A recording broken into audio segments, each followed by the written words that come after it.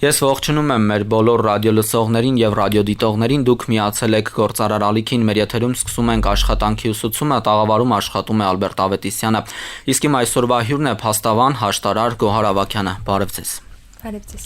Շնորհակալ եմ, որ հրավերս ընդունեցիք, մեր տաղավարում միշտ հետաքրքիր թեմաներ են քննարկում, թեմաներ, որոնք նախ վերաբերում են եւ հետաքրքիր են ուսանողներին,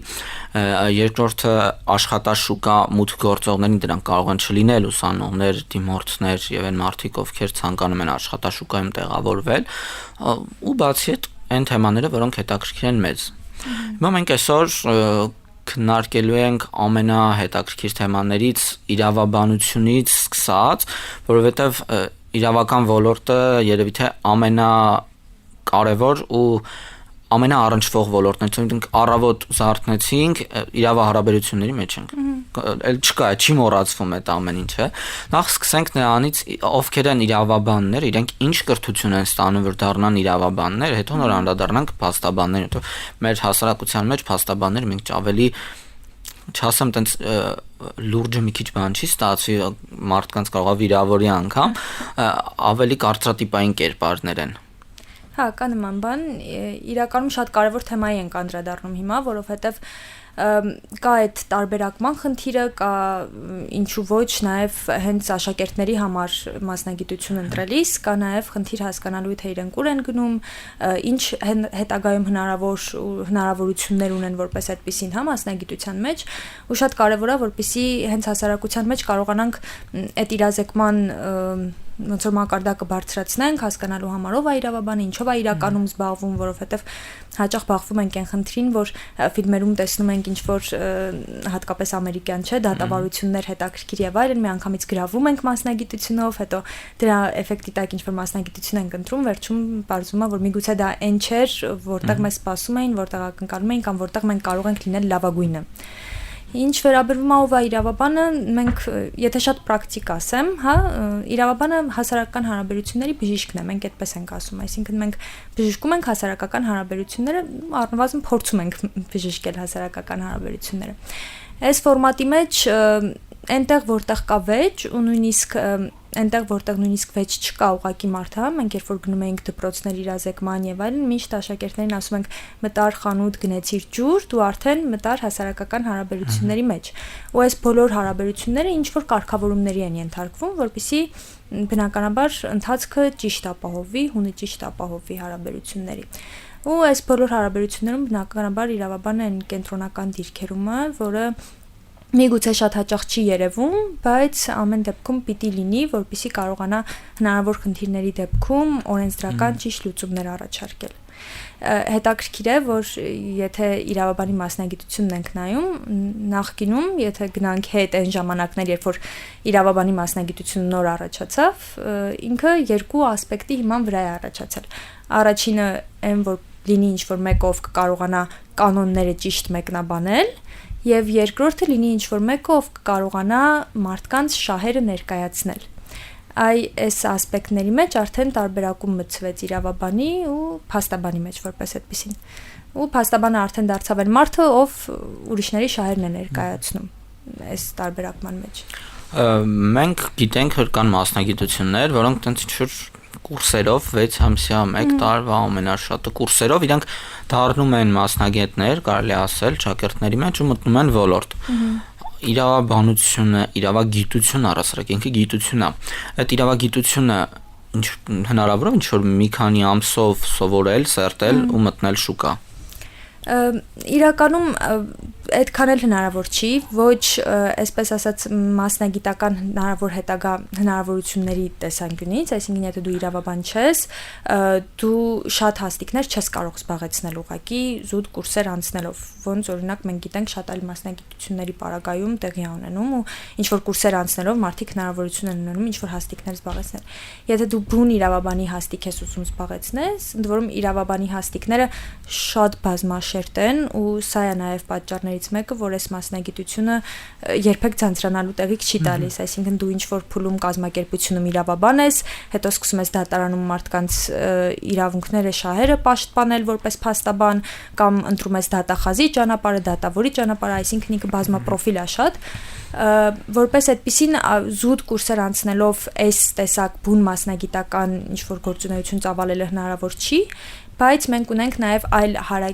չասեմ հարակից, բայց առնչվող ոլորտներ, որոնց շրջանակներում օրինակ եթե խոսենք աշտարարությունից, այստեղ պարտադիր չի որ դու լինես իրավաբան, այսինքն բարձրագույն կրթությունը ըստ էության բավարար է, այնտեղ տարիքային շեմ կա, 25 տարեկան պետք է լրացած լինի, եւ բարձրագույն կրթությունը բավարար է, որպեսզի դու արդեն արդարադատության նախարարության կողմից օրինակ կազմակերպվող այդ ծրագիրը անցնես հաջողությամբ եւ հետագայում արդեն նաեւ քննությունները հանձնելու պարագայում որակավորման փուլը հաղթահարես եւ դառնաս հաշտարար։ Սա արդեն այլ ոլորտ է, սա բուն իրավաբանական ոլորտ համարել չես կարող։ Ի տարբերություն սրա, փաստաբանի համար օրինակ, եթե տարբերակում մտցնենք, պարտադիր է, որպեսզի դու ունենաս կամ բակալավրի կամ մագիստրատուրայի կրթություն, ընդ որում այստեղ հետաքրքիր է, որ օրինակ Երևանի պետական համալսարանում իրավաբանի որակավորում մագիստրատուրա անցնելու համար դու պիտի պարտադիր իրավաբանի բակալավր ունենաս։ Ի տարբերություն սրա շատ այլ համալսարաններ Հայաստանում հենց գործող հնարավորություն են տալիս իրավաբանի մասնագիտություն ստանալ միայն մագիստրատուրայով, այսինքն դու կարող ես այլ մասնագիտությամբ բակալավրի գալ եւ մագիստրատուրա անցնել իրավաբանություն։ Ըստ այդմ փաստաբանական ակադեմիան հիմա որը օրինակ վերապատրաստում է փաստաբաններին, որակավորում է տալիս փաստաբաններին, իրենք հնարավորություն են տալիս նաև ուղղակի մագիստրատուրա անցած իրավաբաններին նաև սովորել փաստաբանական ակադեմիայում եւ դառնալ փաստաբան։ Հայաստանում հաշտարարությունը կարելի ասել ոչ թե նոր, այլ իրավական երևի ոլորտի հաշտարարությունն է նոր, որովհետև անընդհատ իմ մոտ տպավորությունը այնպեսին էր, որ հաշտարար բառը երբ որ լսում եմ, մոտ գալիս էր գովազդը, որ ֆինանսական համակարգի հաշտարար, կանաչ գույնով, ինչ որ այս բանն էր գալիս։ Իրավական ոլորտի հաշտարարները առհասարակ ինչով են զբաղվում, իրենց գործառույթը որն է ու ոնց կարելի առօրյայում բացատրել իրենք ովքեր են։ Շատ կարևոր թեմա է, որովհետև հաշտարարությունը չնայած միջազգային ոլորտում շատ մեծ տարածում ունի այսօր, Հայաստանում ինքը նոր է սկսում տարածվել ու հետաքրքրությունը հիմա մասնագիտական դաշտում շատ է, այսինքն շատ իրավաբաններ ձգտում են հաշտարարության, հաշվի առնելով են հնարավորությունները, որ ինքը ընձեռում է ու միջազգային լայն փորձը, այսպես ասած, բայց Հայաստանում ինքը նոր է սկսում զարգանալ ու մարդկանց մոտ իրազեկվածության մակարդակը իրականում հաշտարարության վերաբերյալ այդքան բարձր չի։ Ինչպես ասացի, հաշտարար լինելու համար իրավաբան լինելը պարտադիր չի, բավարար է համապատասխան որակավորում ստանալը արդարադատության նախարարության կողմից կազմակերպված ծրագրի շրջանակներում ու այստեղ նույնիսկ երբեմն իրավաբան լինելը խանգարում է։ Հիմա ես սա ասում եմ որպես արդեն ինչ-որ տարիների փորձ ունեցող փաստաբան, ով հետագայում դարձավ վերջերս նաև հաշտարար, երբեմն իրավաբանությունը նույնիսկ խանգարում է, որովհետև հաշտարարը խնդիր չունի իրավական վեճը լուծելու, ի տարբերություն իրավաբանի։ Եթե իրավաբանի առաջին բնազդը, այսպես ասած, երբ որ դու վեճի ես բախվում, առաջին բնազդը այն է, որ կախված նրանից թե ում շահերն ես ներկայացնում, իր համար բարենպաստ լուծում առաջարկես, ապա հաշտարարի պարագայում մենք այդ խնդիրը չունենք, մենք խնդիր չունենք իրավական վեճ լուծելու, մենք ունենք վեճ, ունենք երկու կողմ եւ հաշտարարը այն անկողմնակալ, անաչառ եւ գործի ելքով չշահագրգռված կողմն է, որ ուղղակի ուղղորդում է երկու կողմերին դեպի իրենց երկուսի համար հնարավորինս շահավետ լուծում։ Հետագայում այս լուծումը կարող է ընդհանուր մինչև դատական կարգով հաստատվել, այսինքն երբ հաշտարարության են գալիս կողմերը, իրենց ընտրությամբ կարող են այդ հաշտարարության արդյունքում կայացված հաշտության տեքստը դատական կարգով հաստատման տանել կամ չտանել, իրենք պահպանեն այս կանոնները ուղղակի իրենց մեջ ձեռք բերված համաձայնության։ Բայց հաշտարարը ունի ոչ թե խնդիր իրավական վեճ լուծելու, այսինքն հաշտարարը ոչ թե դատավոր է այդ գործում կամ ինչ-որ կողմի շահերն է ներկայացնում որպես փաստաբան, այլ ինքը ուղղակի մարդ է, ով տանում է դեպի խնդրի լուծմանը, ուղղորդելով, հարցեր տալով, ավելի այսպես ասած հոգեբանական ասպեկտները վեճի բացահայտելով ինչ-որտեղ։ Այսինքն ֆիքսենք, որ հաշտարարը աշխատում է երկու կողմերի հետ, եթե օրինակ փաստաբանի դեպքում աշխատում է մի կողմի հետ, հաշտարարը այս դեպքում երկու կողմի հետ աշխատողն է։ Այո, երկու կողմի հետ աշխատողն է ու այստեղ շատ կարևոր է, որ դու ունենաս նաև ներքին որակներ, որոնք քեզ հնարավորություն կտան օբյեկտիվ լինել վեճի մեջ եւ ոչ թե ինչ որ կողմնակալություն դրսևորել կամ ասել այ դու ճիշտ ես այս վեճի շրջանակներում, որովհետեւ օրենսդրությամբ էսպես է սահմանված, այլ ուղղակի փորձես երկու կողմին էլ տանել իրենց համար առավել դեպի լավ ելքը, այսպես ասած, այսինքն այն ոսկե միջինը, որը երկու կողմի համար էլ լավագույնը կլինի վեճի լուծման մեջ։ Հայաստանում, քանի որ ինքը նոր է զարգանում, ենթադրում եմ, որ ակադեմիական կրթություն դեռ չունի։ Ինքը ակադեմիական կրթությամբ չեն ստանա որակավորում հաշտարարի, իսկ որքանով է դա պարտադիր եւ ցանկալի, կարելի ասել, որ ակադեմիական կրթություն լինի, հենց իրավաբանության հետ զուգահեռ կամ այլ մասնագիտությունների հետ զուգահեռ տվյալ ոլորտի հաշտարարությունը, որովհետեւ մենակ մի ոլորտում չի, այդ վեճերը լինում, բազմաթիվ ոլորտներում տնտեսության մեջ, չգիտեմ, իրավահարաբերություններից բացի սովորական մարդ-մարդ հարաբերություններում առհասարակ ակադեմիական կրթությունը որքանով է պետք։ Շատ կարևոր թեմայի ենք հիմա անդրադառնում, որովհետև ըստ էության ակադեմիական կրթությունը ինքը կարևոր բաղադրիչ է։ Հիմա էլ եթե մենք ուսումնասիրենք այն ծրագիրը, որ Արդարադատության նախարարությունը իրականացնում է, միջազգային փորձագետներ են գալիս, ովքեր այստեղ տեղում, արդեն հաշտարարության մեջ փորձ ունեցող մարդկանց հետ վարում են այդ դասախոսությունները, դասընթացներ են իրականացնում ու սովորեցնում են լրիվ այլ ոլորտ։ Այսինքն ըստ էության դու մտածում ես, որ դու իրավաբան ես, դու գնալու ես ինչ-որ բազայով այնտեղ ինչ-որ բան սովորելու, բայց մեծ հաշվով դու սկսում ես 0-ից, որովհետև այստեղ մենք սովորում ենք վեճի հոգեբանական ասպեկտներ, մենք սովորում ենք շատ նոր տեխնիկաներ, հմտություններ, որոնք որպես իրավաբան հատուկ շեշտադրություն եւ ուշադրություն չէինք դարձրել այդ ասպեկտների վրա։ Հետևաբար այո, այսօր ակադեմիական կրթություն որպես այդպեսին հաշտարար դարձնող մարդուն չկա եւ ամեն դեպքում այդ որակավորում անցնելը պարտադիր է, բայց ամեն դեպքում կարծում եմ, որ ինչ որ մի փուլում, երբ որ արդեն զարգացման այն աշճանին կհասնենք, որ կտեսնենք, որ պարտադիր հաշտարարությունը վերջապես իր վերջնակետին կհասվի, որ պատրաստում են ներդնել եւ այդ կոնտեքստի մեջ կտեսնենք, որ արդեն այնքան է կայացել, որ արդեն չի բավարարում սոսկ ինչ որ վերապատրաստում անցնելը, բնականաբար կարծում եմ, որ միգուցե նաև անհրաժեշտություն լինի ակադեմիական որակավորում տալու հաշտարարի։ Այս փուլում դեռևս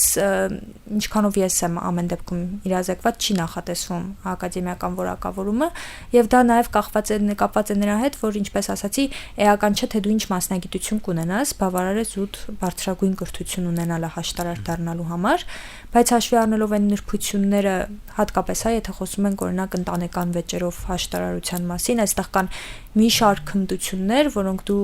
պետք է ունենաս, որպեսզի կարողանաս այդ վեճը ուղղորդել, որովհետև հատկապես մեր մենթալիտետը հաշվի առնելով, ինչի հետ ենք ամենահաճախը մենք բախվում, լավ, այսպես ասեմ։ Ամուսնալուծություններ, ընտանեկան վեճեր, շատ ծնողին երեխայից բաժանելու կամ որտեղ որ կողմերը զիջման գնալու այդքան էլ պատրաստ չեն ու մեծ հաշվով դու էլ կաշկանդված ես այնքանով, որ չես կարող ինչ-որ հստակ, ասել եկեք այսպես անենք, իրենք պետք է գան այդ լուծմանը, ու դու պետք է ունենաս այնքան հմտություններ, որ կարողանաս հատկապես մեր մենթալիտետի պարագայում, ինչի է մեր մոտ հաշտարարություններ դնելը մի փոքր դժվարությունների բախվում, որովհետև մեր մենթալիտետը այդ տեսանկյունից մի փոքր հարմարվելու համար ասել մարդիկ ոնց որ իրանց անձնական խնդիրը, եթե չեն ցանկանում դատական կարգով լուծել, չեն բերի այս դաշտ եւ չեն կիսի հաշտարարի հետ։ Եվ ավելին չեն էլ միգուցե նաև այս փուլում կա դեռևս հաշտարարին վստահելու խնդիր, որովհետև եթե դու գնում ես դատարան, դու վստահում ես դատավորին քո վեճը, այսինքն ասում ես, որ կա այնտեղ մարդ, ով որոշելու է, այսպես է լինելու։ Եվ այդ վճիրը հետագայում մտնում է օրինական ուժի մեջ եւ երբ մտնում է օրինական ուժի մեջ, վերջ, այլևս ինքը բողոքարկման ենթակա չի։ Այստեղ մենք ունենք մարդկանց հաշտեցնելու գործընթաց, այսինքն մարդիկ պետք է իրենք գան հաշտության։ Եթե չկարողանաս իրենց մոտ բացել այդ հաշտության եզրերը եւ իրենք էլ հանկարծ քեզ դիտարկեն որպես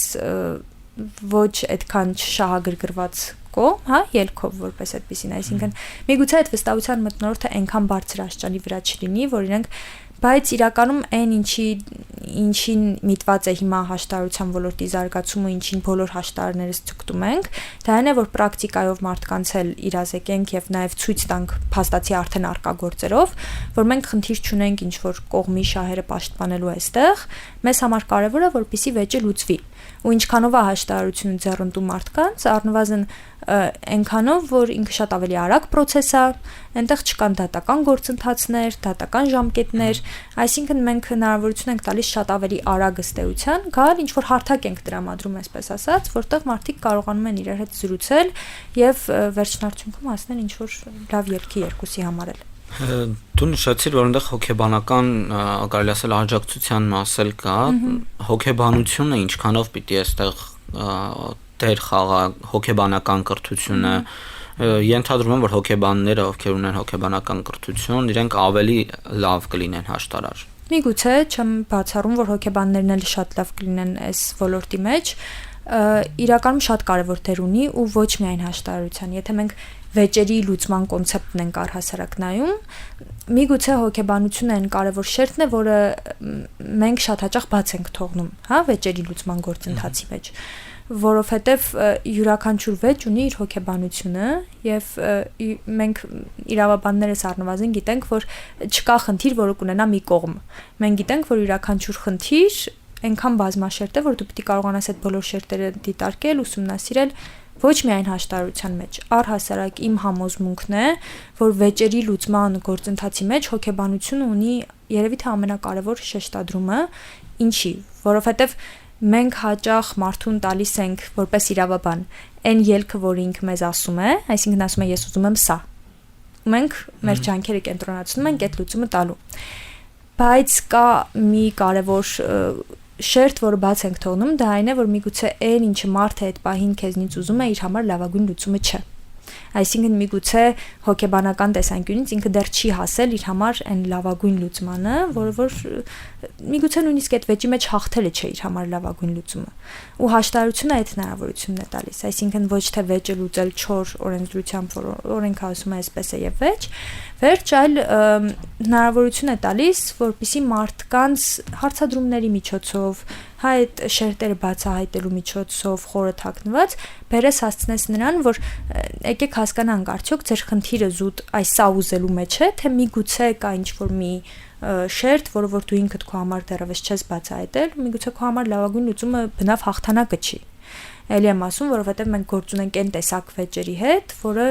շատ նուրբ ասպեկտների է անդրադառնում, հատկապես այսցի օրինակ ընտանեկանը, եւ այստեղ հաղթող պարտվող կողմեր չկան, հատկապես եթե երեխայի շահին է օրինակ առնչվում։ Այստեղ ուղղակի կա լավագույն լուծում, որը որ պիտի մարդիկ կարողանան իրար հետ գալ հասնել, հետաբար այո, կարծում եմ, որ հոգեբանների դերը շատ մեծ է ու եթե միջազգային փորձն ես ուսումնասիրում, դասընթացներն ես ուսումնասիրում հաշտարարության, կտեսնենք առնվազն, որ այնտեղ հոգեբանական այդ հոգեբանության պատրաստման, հա, գործընթացները շատ ավելի խորն են։ Հաշվի առնելով մեր մենթալիտետը ու այն հասարակությունը, որտեղ մենք ենք ապրում, դեպքեր ենք հանդիպում, երբ որ ուղղակի մարդը չի ցանկանում դիմել դատարան, մենակ նրա համար, որ վայ ինչ կասեն կողքից, տես այս խնդիրը գնաց հասավ դատարան, բա ամոթ չէր դատարան հասնելը եւ այլն, այս գիտակցությունը ես ենթադրում եմ, որ հաշտարարությունը հիմա փորձ անում այս գիտակցությունը ջարդել ու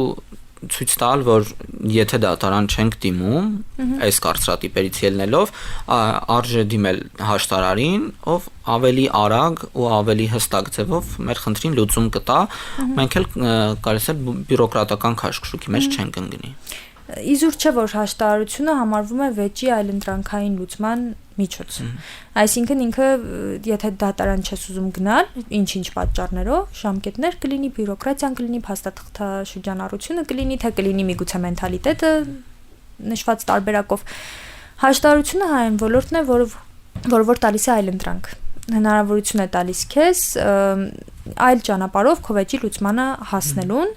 ու այստեղ իրականում շատ կարևոր է նաև այդ մենթալիտետի փոփոխության ճանապարհը, որովհետև շատ հաճախ վեճերի մեջ եթե նայում ես, վեճերի չլուծման պատճառը հենց այն է, որ մարդիկ վախենում են իրենց խնդիրը բարձրաձայնել։ Այստեղ միայն հաշտարարի դերը չի ըստ էության, հաշտարարը շատ կարևոր դեր ունի, որովհետև ուզում եմ սա շեշտադրել, հաշտարարությունը չի բացառում դատական process-ը։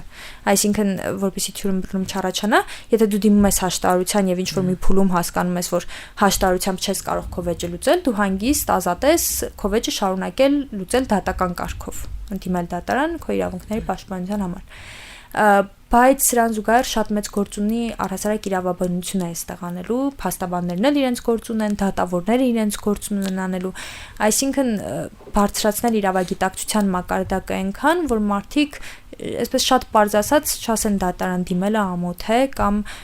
որովհետև եթե կա խնդիր, սա այն ճանապարհն է, որով դու պետք է հասնես այդ խնդրի լուծմանը ու բարձրաձայնելու ամոթ կամ վախ մարդկանց մոտ չպիտի լինի ու սա հենց մասնագետների անելիքն է ցույց տալ որ այդ ճանապարհի մեջ իրենք ազատ են անկաշկանդ են եւ կարող են հանգիստ վստահել իրենց վեճի լուծումը համապատասխան կառույցներին քանի որ խոսք գնաց մասնագետներից մի պահ մի հատ հետ գնանք ապագա մասնագետներին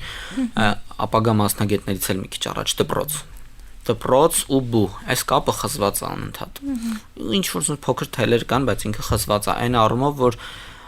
մեր դպրոցականները ովքեր պիտի դառնան ապագա դիմորդ հետո ուսանող իրենք այդքան էլ պատկերացում չունեն բու ասվածին այս ուսումնական կենտրոն ասվածի մասին որ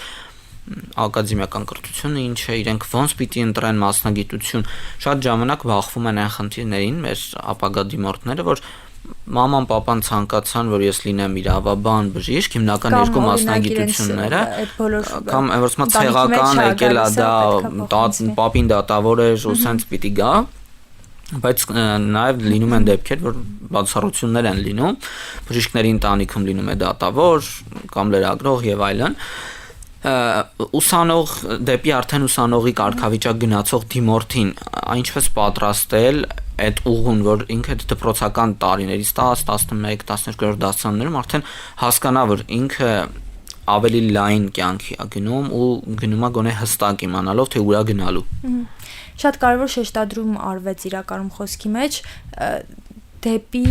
դիմորդ գնացող աշակերտին այսինքն շատ հաճախ մեր խնդիրը ոչ թե մեթոդիկայի ընտրության մեջ է, այլ թիրախային խմբի, թիրախային շերտի ընտրության։ Ես հիշում եմ, որ դեռևս ուսանողական տարիներին, երբ որ մենք գնում էինք մարզեր, գնում էինք դպրոցներ տարբեր, փորձում էինք իրավունքի այդ բազային գիտելիքները երեխեքին բացատրել, իրենց հիմնական հարցադրումները հա լինում էին դրանք, ինչով է դատախազը տարբերվում փաստաբանից, փաստաբանը ինչ անում, ինչով է փաստաբանը տարբերվում իրավաբանից, այ որ լինեմ իրավաբան ինչ պիտի անեմ եւ այլն։ Խոսքից սկզբում էլ ասացի, մեր մոտ այդ ազդեցությունը, այդ էֆեկտը, հա, որ իրավաբանությունը ինքը լավ մասնագիտություն է, շատ կա ու ինչ որ դեպքերում նաև դրանով է երևի պայմանավորված, որ մենք երբեք այս մասնագիտության համար մրցույթի խնդիր չենք ունենում։ Այսինքն ստացվում է այնպես, որ նույնիսկ այն տարիներին, երբ որ դիմորդների քանակը շատ քիչ է, իրավաբանությունում միշտ մրցույթ կա հաստիկ տեղերի համար, այսպես ասած։ Ու մեր խնդիրը ոչ թե դիմորդ ներգրավելու մեջ է, այլ ավելի շատ մեր խնդիրը կողմնորոշված դիմորդներ գրավելու մեջ են, որպեսզի ճանապարհի կեսից հանկարծ չբախվես այն հիասթափությանը, որ սա այն չէր, ինչի ես պատկերացնում էի կամ հետագայում ես աշխատաշուկայում իմ տեղը չեմ գտնի։ Հետևաբար շատ կարևոր է ճիշտ թիրախային շերտ ընտրելը ու այսօր ոնց է մասնագիտություն ընտրվում, հա, մարդիկ բացում են այն առարկաների ցանկը, որոնցից իրենք ուժեղ են, դա գաղտնիք չի ինձ թվում է ոչ մեկիս համար, բոլորս էլ այդ փուլով անցել ենք, ասում են օքեյ, պատմություն, հայոց լեզու, անգլերեն, կարող եմ ընդունվել SSS տեղեր, իրավագիտություն, միջազգային հարաբերություններ եւ այլն ու ընտրում ենք ըստ մեր երևի թե ունեցած հնարավորությունների իրականում ինձ թվում է որ պիտի ընտրենք հակառակը այսինքն գաղտնիք չի այսօր որ գրեթե բոլոր դիմորդները պարապում են արտաժամյա ընդունվելու համար համալսարան ինչքան էլ ցավալի լինի դպրոցը դեռևս այդ փուլում չէ որ դիմորդը ուղղակի կարողանա ընդունվել համալսարան կամ շատ քիչ է այդպիսի դեպքեր պատահում ու այս կոնցեպտի մեջ ինձ թվում է հակառակ կողմից պետք է գանք, այսինքն պետք է այնքան իրազեկվածության մակարդակը բարձր լինի, այ հաղորդում կոչվում է աշխատանքի ուսուցում։ Մենք դպրոցում էլ ենք հիմա չգիտեմ, աշխատանքի ուսուցում անցնում էինք։ Երևի ընդհանրում տեխնոլոգիա, իմ ժամանակ տեխնոլոգիա։ Հա, մեր ժամանակ աշխատանքի ուսուցում էր ու մենք սովորում էինք ինչ-որ տարբեր բաներ, բայց երբեք չէինք խոսում հնարավոր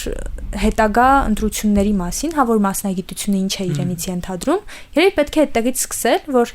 ոչ թե դիմորդը մտածի ես այս առարկաներից եմ լավ, հետեւաբար այս սրանք կարող եմ ընտրել, այլ մտածի ես ուզում եմ ընտրել սա, եւ եթե գնում է արտաժամյա պարապմունքների, էլի թող գնա, բայց արդեն գնա այն ուղղությամբ, որի մեջ ինքը կողմնորոշված է։ Ու մեր խնդիրը այ բուհը կապելն է այդ ավելի ցածր դասարանների հետ, որպիսի թեկուզ բարբերական այցերի միջոցով, թեկուզ իրենք գան համալսարան, իրենք տեսնեն թե ինչ է կատարվում, տեսնեն թե ինչ հնարավորություններ ունի իրավաբանը, օրինակ եթե ընտրում են իրավաբան դառնալ, եւ կողմնորոշվեն, ինչու ոչ, գնան մասնակցեն դատական